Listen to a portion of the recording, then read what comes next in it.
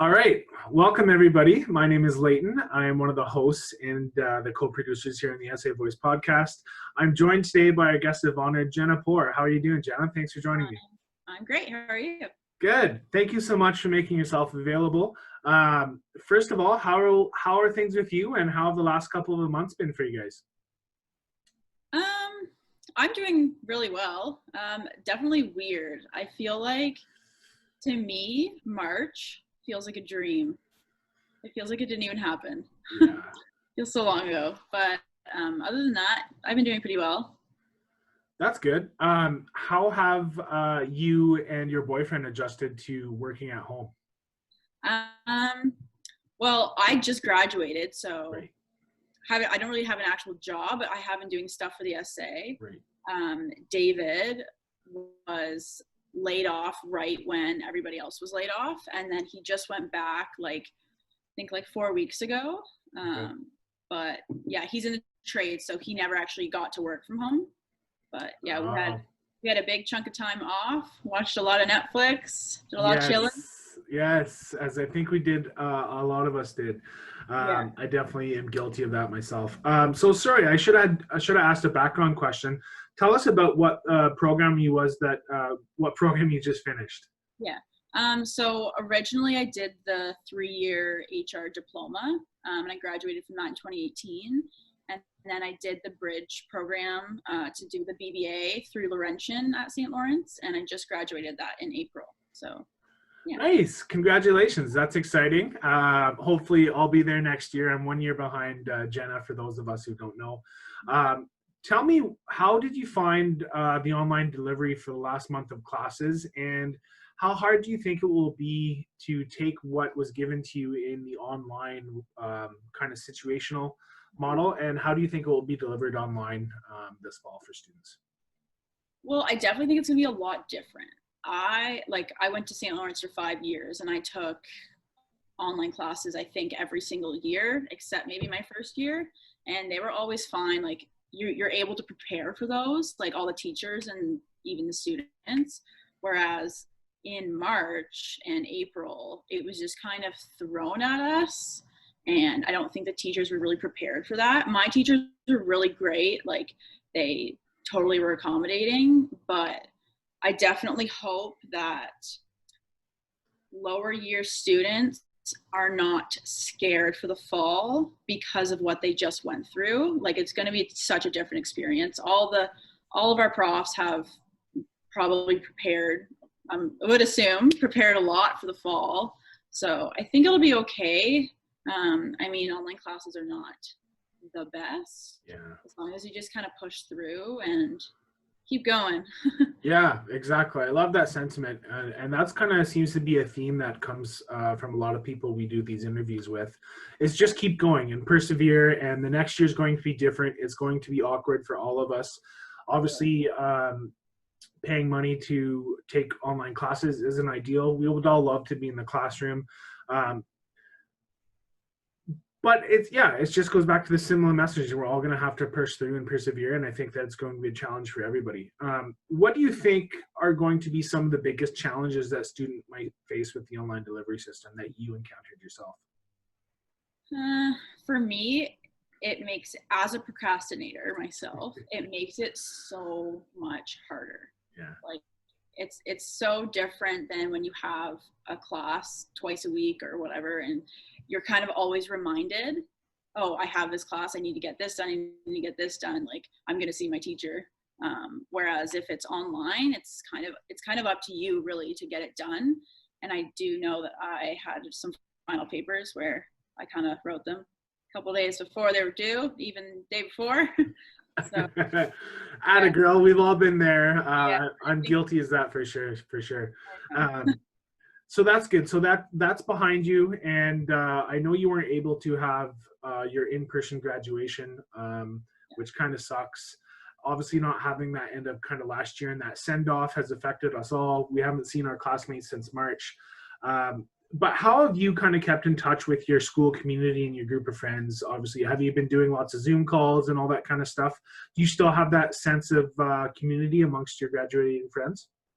I definitely do. I had like a close small group of friends that I did go to school with who I took the HR diploma with too. And yeah, we definitely Zoom called. Even we had like some open book tests at the end, and we would Zoom each other. We were allowed to. We would Zoom each other and do them together. So that was nice. We weren't totally alone, but yeah, we've stayed in touch for sure. Yeah, that's good. You have to, right? Or else you start kind of feeling isolated, and you lose that sense of community.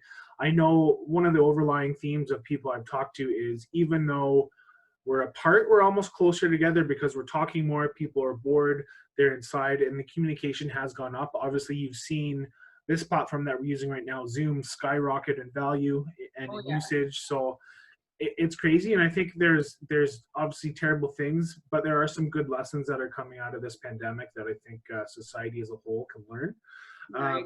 So there are positives there. But switching into our next into another gear, what are you looking forward to this summer, and what are maybe some next steps for you, Jenna, going into next year?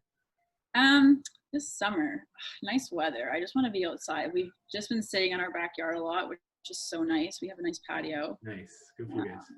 Other than that, no big plans this summer. Just looking forward to being able to do whatever. Yeah. Whatever we're allowed to, I guess. And then after that, I don't know. I'm still looking for full-time work. I mean, it's hard enough right when you graduate. You're kind of going up against all the same graduates, and then now because there was COVID, you're kind of going up against everybody that was just laid off. And yeah, so it's difficult, but staying positive. Yeah, this is definitely unprecedented in the terms of the workforce and the economy that people who are looking for a job are entering into. But what are maybe some things that you're doing to kind of set yourself apart? I know you have a great resume. I know you're doing some stuff right now for the essay, and you're going to get an awesome reference out of it because you deserve it. But how are you kind of hoping and getting through there that you might just be the next one hired? I'm honestly just applying for everything. I'm not being picky. Obviously, there are jobs like in my field, but I check every single day on LinkedIn and Indeed, see what's up. And like there was just 2 jobs posted this morning, so I'm gonna apply for both of those. And yeah, just not being picky. Just stay on it and persevere. Well, Yeah. from me knowing you personally, I know you'll land something wonderful and you'll deserve it. So best of luck to you there. But yeah, we touched on what kind of stuff you're working on for the essay. I was wondering if you could explain to our viewers maybe some of the cool projects you have going for the Student Association there. Yeah. So I updated all of our policies. We had like 20 policies or something like that, which is not too hard. And then now I'm working on what's called a business continuity plan. Okay. So basically any business can make one of these. It's just a big document for a plan. So we actually never had one. We're a pretty small portion of St. Lawrence, but we kind of figured that we needed to have one because transitioning from, going to work every day and then the school just kind of up and closed. We really didn't, we saw it coming, but we didn't really. So the plan is basically just like a recovery plan. Every business is different. It's just to help you transition better. And it can be used for anything. So we're using it right now for a pandemic, but it can be used for natural disasters, other scary things. There's a whole list, but yeah, basically anything that's unforeseen that is going to close your business or kind of put you in the danger zone. Well, that's cool. It kind of seems like a good piece of responsibility to have. So kudos to you for doing that. I know every organization needs it. And that kind of leads me into my next question for you.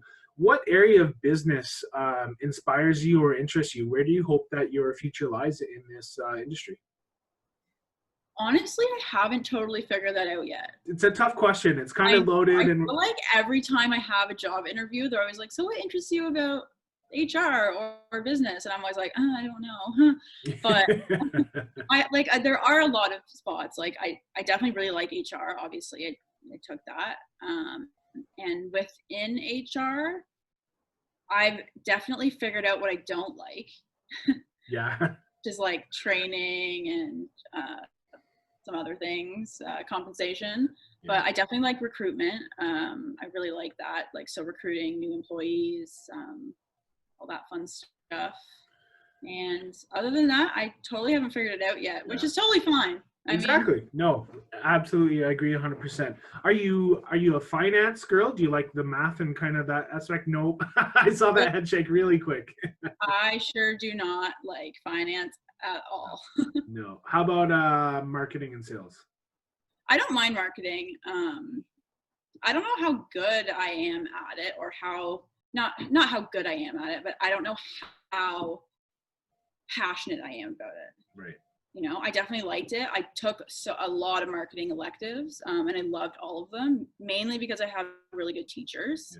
Yeah. But I do like marketing, and I feel like marketing, HR, and accounting, you kind of have to be at least tolerant of all three because they work together so much.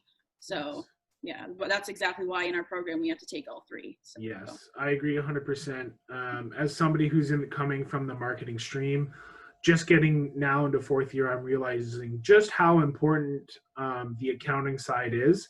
We use numbers every day, and if as a marketer you're building a marketing plan or an advertisement or a creative brief or something, you need to include numbers of how much it's going to cost, how many people you're going to reach, all that kind of stuff. The data is so important, and you need to be able to read it and translate it to your superiors. So that's a great point. You do need to have a good understanding of all three disciplines. You don't need to be an expert on all three, but you definitely need to have a general understanding. Yeah.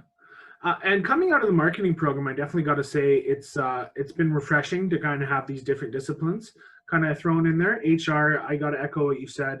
Not a big fan of anything but the recruitment side. I could see myself working in recruitment one day. I like working with people. I'm sure you do too. But kind of hiring talent and that kind of stuff.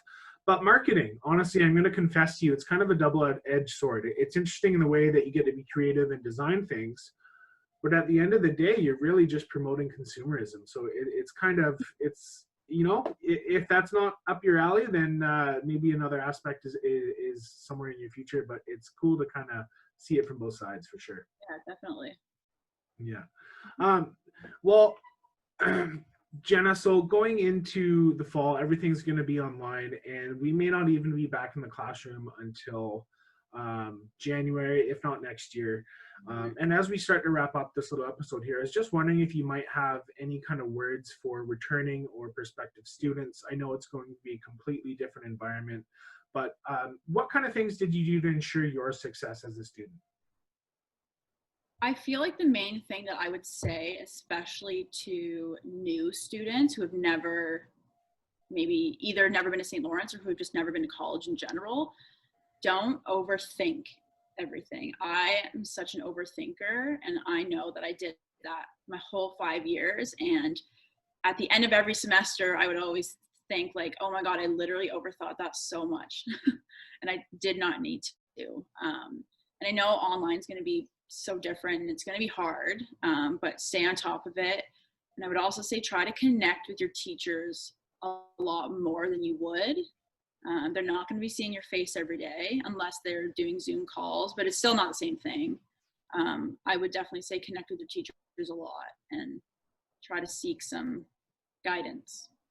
Yeah, that's good. Look for teacher support and stay on top of things for sure. In terms of teamwork and group work for the last month of your degree, how did you find that? Do you think that will be a challenge for students moving forward?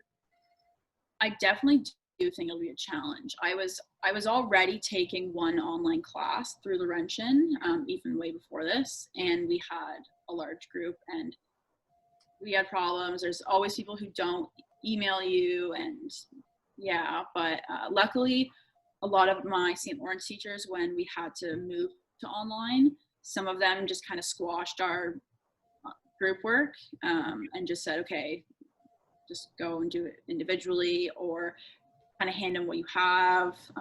I mean, I was also in my last semester, so a lot of our teachers thought, okay, well, you know, this is the very end for you guys. I know that you can do group projects. I know that you can present. I'm not going to make you stand up in front of a screen and present to me for 20 minutes. So yeah, but I definitely think with online work, you have to stay on top of it and just kind of push through and try to connect with the people that are in that class. I don't know how the students will, I guess, try to make some friends in Zoom.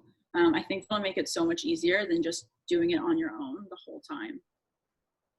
Yeah, I agree with that. I definitely found myself that the group projects and stuff, just without the ability to collaborate, it was a lot of Facebook Messenger. We didn't really use Zoom call, but you almost lose that accountability of the face-to-face meetings and say, oh, Yeah, hey, you're behind on this. Can I help you with that? What are you struggling with? You're doing great on that.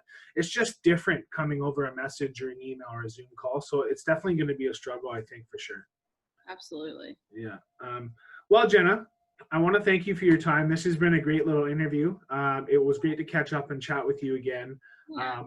Thank you so much for making yourself available. You had some great tips and tricks there for some of our returning students. And as your friend, I want to congratulate you on your graduation. And I've really enjoyed working with you, not only as a classmate, but as a coworker here at the Student Association. And I'm wishing you the best of luck in your endeavors this fall. Thank you. Thank you for having me.